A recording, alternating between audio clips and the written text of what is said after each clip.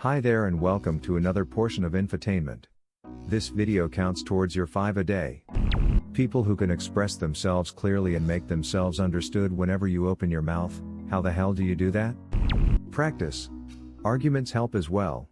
Debating skills are actually quite useful in being able to articulate what you're feeling into actual words. It's not uncommon for even well-spoken people to fall apart when they are under pressure. They can think of what to say before and after, but when they're under the gun they can't spit it out. Practice makes perfect. Years of training with shampoos not wasted. Conditioner is better. I leave the hair silky and smooth. Read. A lot. It gives people a much better command of language and a broader library of ideas to draw from when expressing their own thoughts. On the other hand, as Steve Martin said, some people have a way with words. Other people, not have way. You sound like my dad. Is your dad Steve Martin? Yes. Explain something the way you would want it explained to you. This. Same things with being funny. I just say the things that make me laugh, and most of the time it makes others laugh. I'm the funniest person I know. I'm always laughing at my own jokes. But I can't tell them I get tongue-tied and lose my train of thought. I was going to say make sure you use the right words, but actually it's make sure you use the right words for the right audience. Not everyone is at the same level of comprehension, so knowing what works for who is one huge hurdle to get over first. Not only words, but the complexity as well. You can dumb things down, but your conversation partner can't just become more intelligent/educated. Very frustrating arguing with someone who just doesn't understand the words you're using. Or even basic logic/concepts. Using logic and reason to win an argument only works if the other person is interested in logic and reason. Like arguing with an anti-vaxxer doesn't work because more often than not they just won't accept the logical arguments that point to what they believe being wrong. I'm better at expressing how I feel now than when I was younger. For me personally, formal higher education actually helped a lot. So ending multiple hours a day hearing other people discuss and express relatively complex thoughts made it easier to find ways to express my own thoughts. I find that listening to well-researched podcasts made by intelligent people achieve the same thing, Looking at You, This American Life and Freakonomics, and Radiolab among others. Awesome podcast choices. Moreover, how can you not cry when you argue?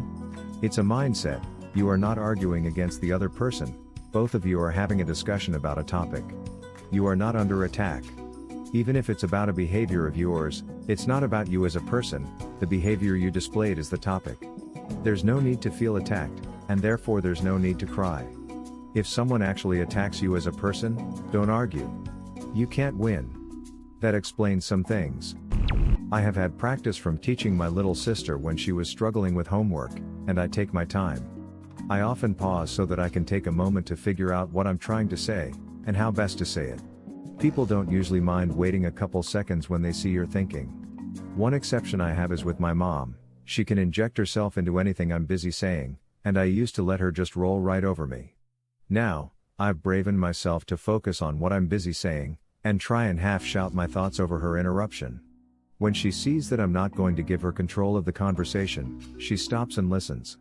Also, breaking things up into digestible chunks helps with getting a message across clearly.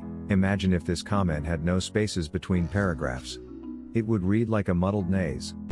That's another problem with my mom. She will give you multiple instructions quickly and in one sentence, and half the time I never fully hear everything she has to say. I'm not sure how scientific this is, but I like to think that your memory has little slots. If you tell someone something, a fact or instruction or anything else, their brain fits this information into a slot. Once it's done, then you can give it more information to put in the next slot and so on. If you say things too fast, their brain can't collect information fast enough, and information gets lost and forgotten. This is just a way of thinking for me, and I'm only 15, so I'm not sure how accurate it will be. Also, leave short gaps in between things you are saying. This gives people a chance to ask questions and, if it's an argument, make a counter-argument. So my tips are, practice. Take your time. Break up your information into digestible chunks. If people try to interrupt while you're speaking, try to learn to steamroll over them. Leave places for interruption, so that it's a conversation instead of a lecture. Think before you speak. One of the greatest things I learned as an adult is that it's okay for you to take a second to gather your thoughts before answering. For some reason, as kids we're taught, either explicitly or implicitly, to answer immediately when questioned. I used to do that all the time and I would almost always stumble with my answers. My mind moves much faster than my mouth. I'm a much better writer than speaker, which compounded the problem. When I first started consciously taking a pause before answering, it felt so awkward. I felt like the other person was judging me or wondering if I had a disorder. Then after doing it a few dozen times I realized that the other people in the conversation didn't really have any different reaction to me. Now, it's an ingrained habit. You will almost never get an immediate response out of me, even when I already know what my answer is going to be. Read a lot, especially nonfiction. No one is born articulate. As with everything, you learn from seeing good examples of other people explaining themselves clearly. Bad examples also help you see what not to do. We've all read muddled articles and had that one professor who can speak for an hour and not get a single point across. Can you recommend some of nonfiction books? Grab a hobby you like and read about it like you are basing your higher education on it. What do you like? Maybe we can help you with suggestions? Learn how to listen. I forget where I read it, but I've got this quote written on a post-it note on my desk. Change the way I interact with others, listen with the intent to understand, not respond. If you make a habit of typing clearly, eloquently, and with proper grammar, it will influence the way you think. If you type like every letter is a Herculean effort, and your life depends on sending that text quickly, then that's how you will express yourself generally as well. Review everything you write, edit it, and don't hit send or post until it says exactly what you mean. I guarantee that will make speaking eloquently much easier, as you will become used to forming crisp, clear thoughts. You'll also find yourself stopping and considering what you're about to say before you say it. Also super helpful. Yes, but I feel that this addresses just one problem in a whole cluster of problems. There are people who can express themselves perfectly fine in written word and despite that seem like utter morons when talking. The mannerisms of speech don't always equal those of the written word. The same goes the other way around, meaning that there are people who will converse just fine in everyday life, but if they have to write down their thoughts you may as well think they stopped visiting the school after 3rd grade. And if we were to dive deeper into the subject of why that is, there are even more problems that could be the root of the whole dilemma. It could be that one is simply nervous in front of other people, you could be a fast thinker and be ahead of yourself while talking all the time, or vice versa, a slow thinker and you can't keep up with what you want to say, or many other things. I for one am too fast with my thinking. I don't mean fast and slow in this context as in more or less intelligent. There are slow thinking people that are far better at problem solving than I'll ever be, so I often have to rearrange my thoughts mid-sentence, because I was halfway through the next sentence while I barely started the first one.